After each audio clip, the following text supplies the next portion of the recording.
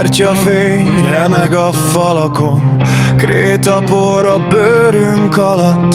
A hit erősebb volt a félelemnél, gyerekkéz rajzolta a vonalat. Azt mondták, nem szabad, de nem mondták, mi vár ránk. Ha az ég hallgat, majd megszólal két térdre hulló imánk. Szavak nélkül esküdtettünk, hogy visszahozzuk, ami volt. Azt hittük, még az ár alkutható, és elég lesz hozzá minden szó.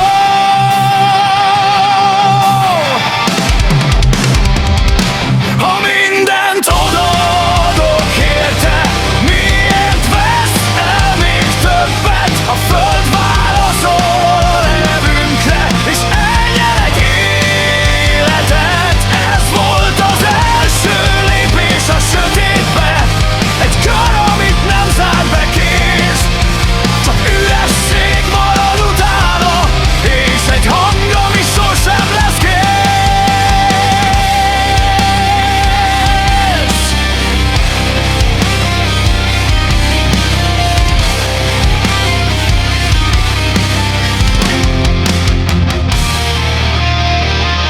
Csend robbant a szoba közepén, a levegő ketté szakadt. Amit hívtunk, nem ő volt már, csak egy árnyék maradt.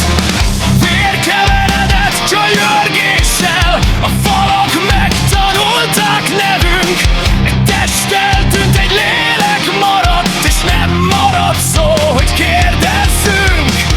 Ki tanít meg élni azzal, amit nem lehet visszavonni?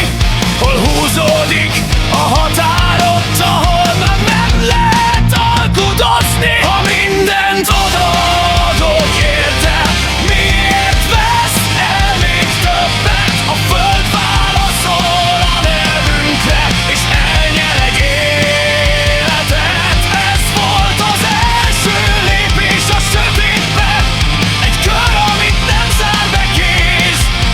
Csak üresség marad utána, és egy hang, ami sosem lesz kész.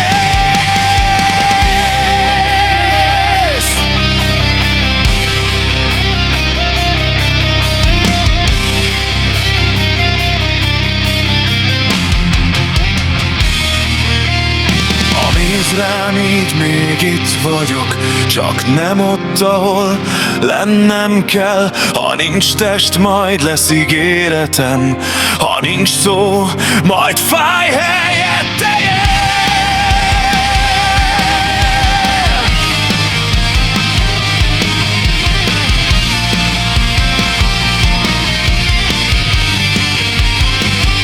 Esküszöm most, vér nélkül is, amíg lélegzem, nem hagylak el.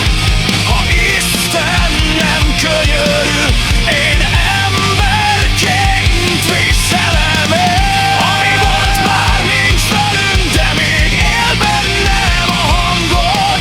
Elvett mindent, amit lehetett, de nem engedem el a holnapot. Ami volt, már nincs velünk, mégis tartom a kezed.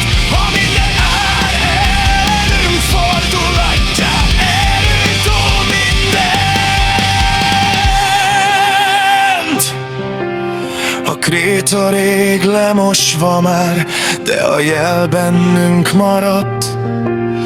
Itt kezdődött minden, ahol elvesztettük magunkat.